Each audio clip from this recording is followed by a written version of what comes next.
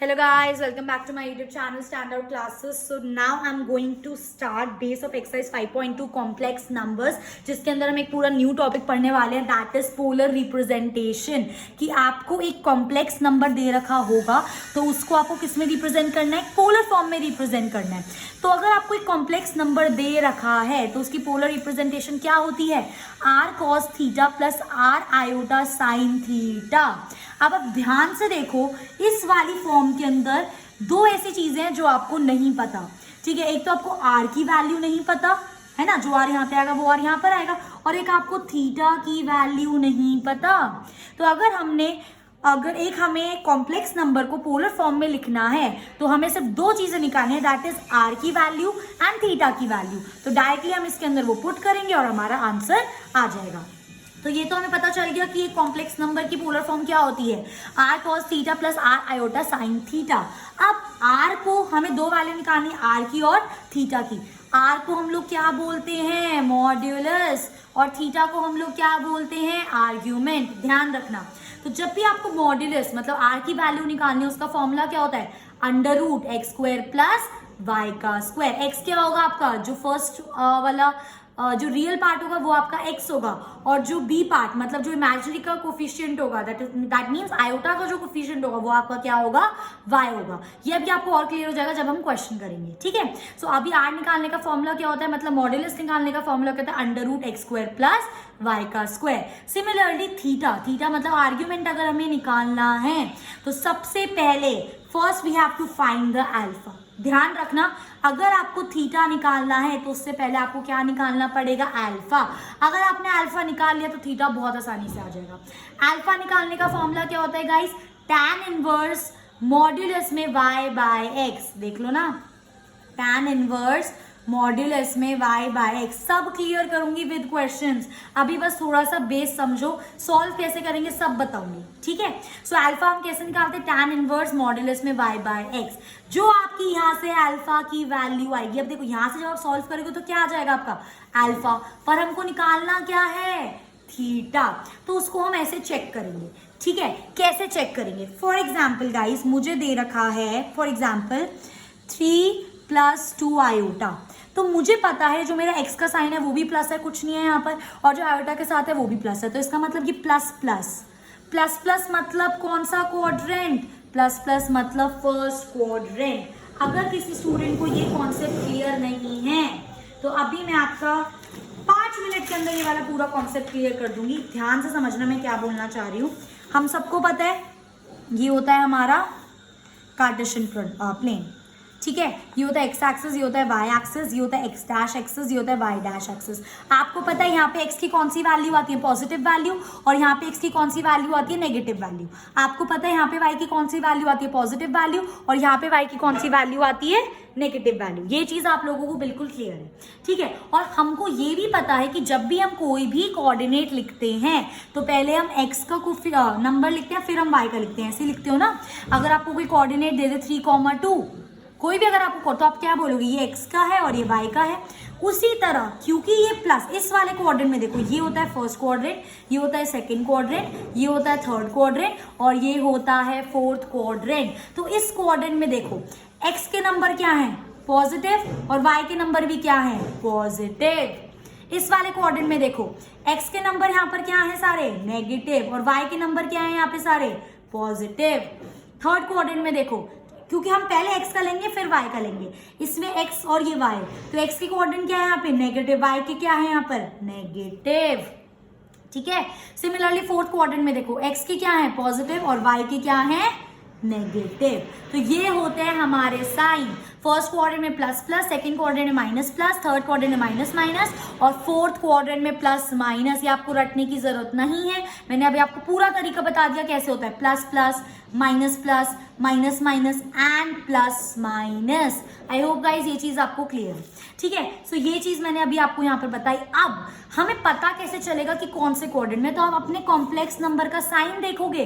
देखो यहाँ पे प्लस है, यहाँ पे प्लस, प्लस प्लस मतलब फर्स्ट क्वाड्रेंट, और फर्स्ट क्वाड्रेंट में थीटा क्या होगा, इज इक्वल टू अल्फा, मतलब जो आपकी अल्फा की वैल्यू है वही आपकी क्या है, थीटा की वैल्यू।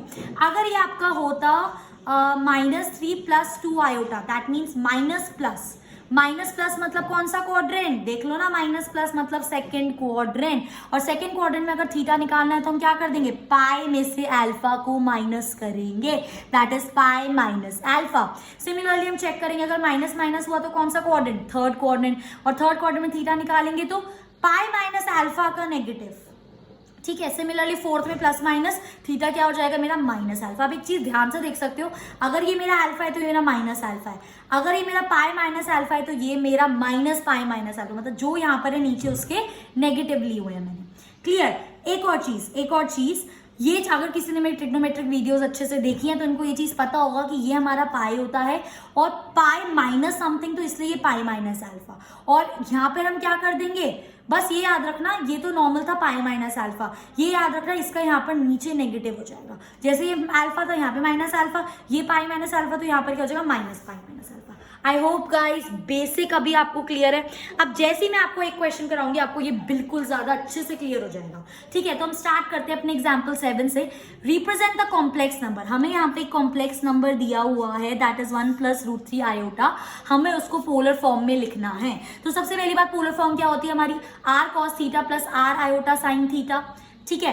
अब सबसे पहले अगर हम इस पोलर फॉर्म में क्या निकाला, r और थीटा की वैल्यू, r का डायरेक्ट फॉर्मूला है हमारे पास, तो √x² + y²। अब इस वाले कॉम्प्लेक्स नंबर में आपका x क्या है, रियल नंबर दैट इज 1, और y क्या है, इमेजिनरी पार्ट जो आयोटा का कोफिशिएंट है दैट इज √3, ठीक है। तो मैंने क्या कर दिया, x² + y² दैट इज 1 का स्क्वायर प्लस √3 का स्क्वायर, 1 का स्क्वायर 1, √3 का स्क्वायर 3, इन दोनों को ऐड करा 4, और √4 क्या होता है 2, तो r की वैल्यू आ गई हमारी 2।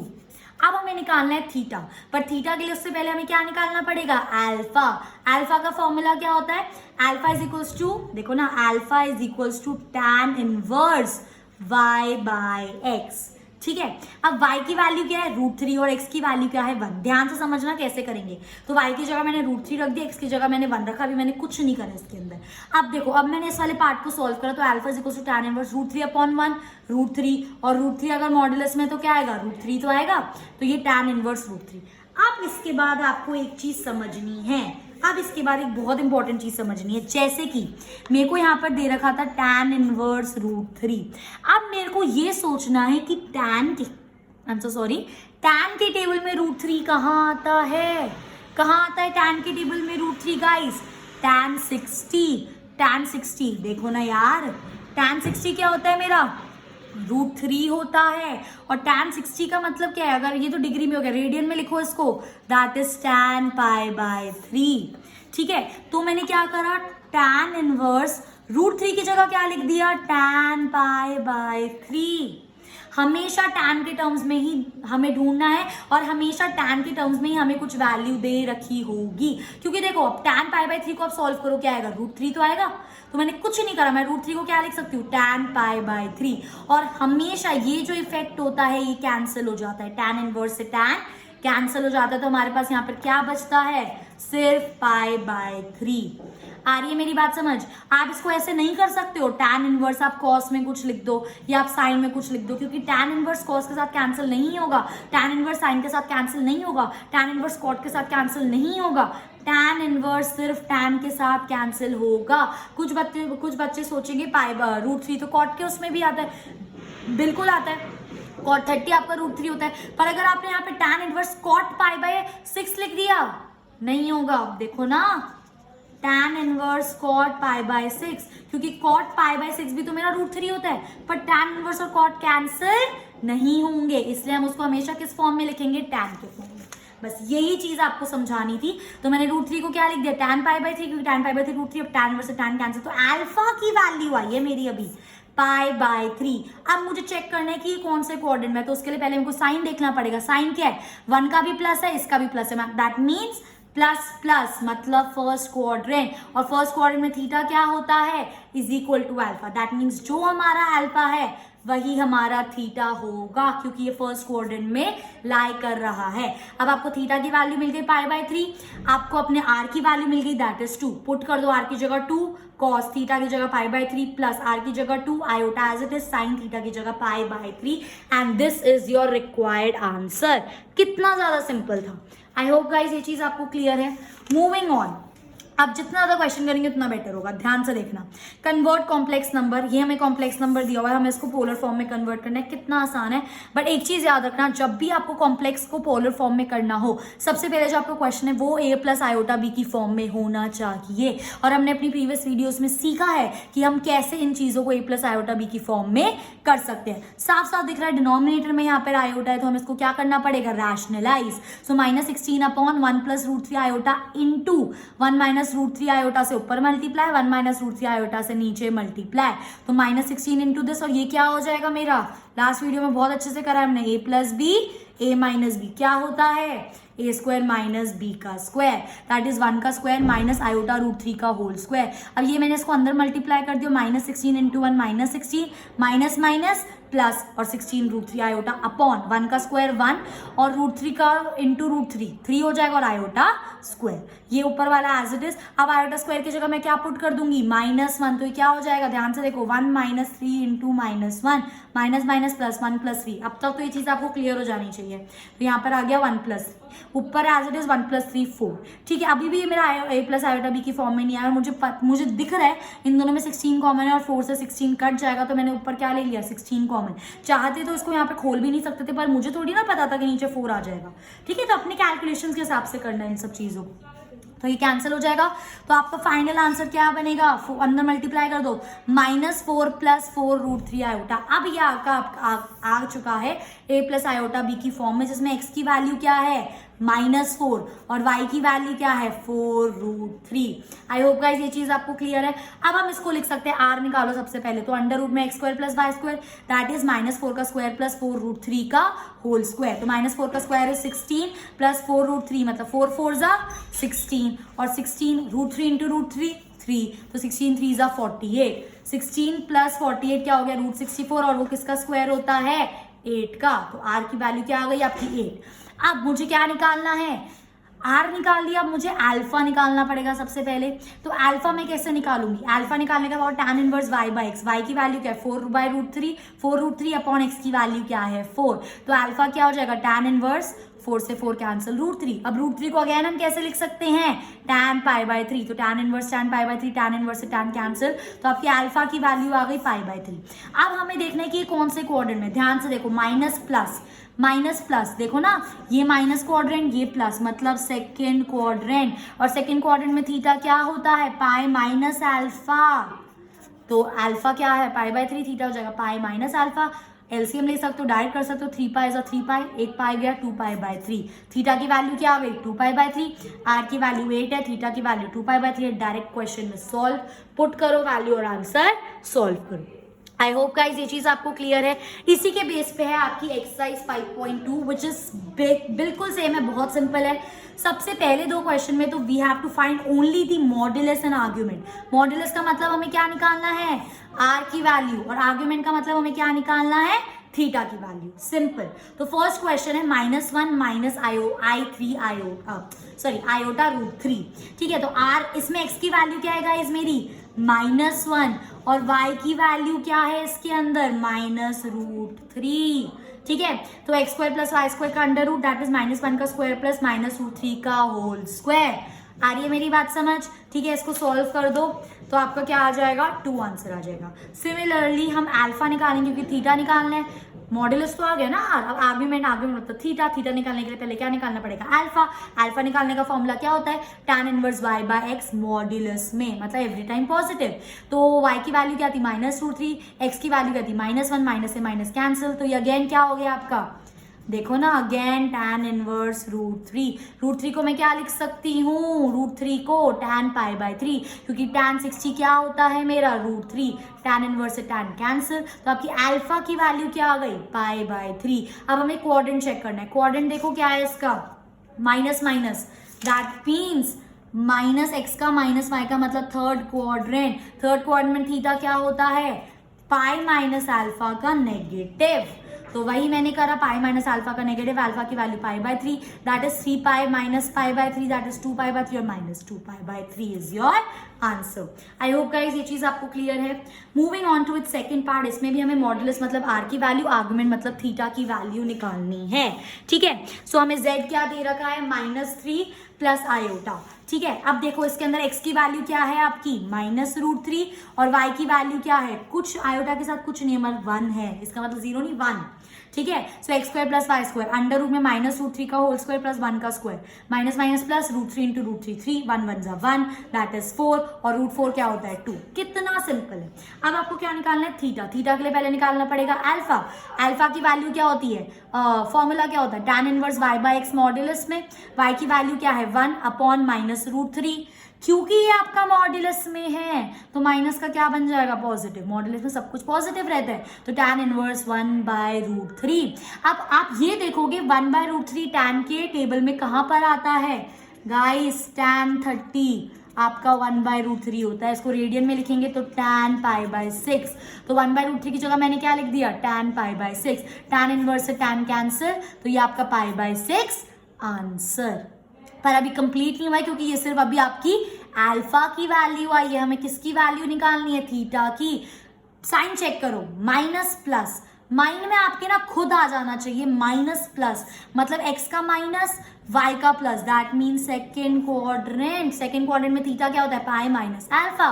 पाई माइनस अल्फा क्या है, π/6, that is 6 pi minus pi, 5 π/6 is your required answer. I hope guys ये चीज आपको क्लियर है। इसी के बेस पे हमारे रिमेनिंग क्वेश्चन है, अब हमें इनको सबको पोलर फॉर्म में निकालना है।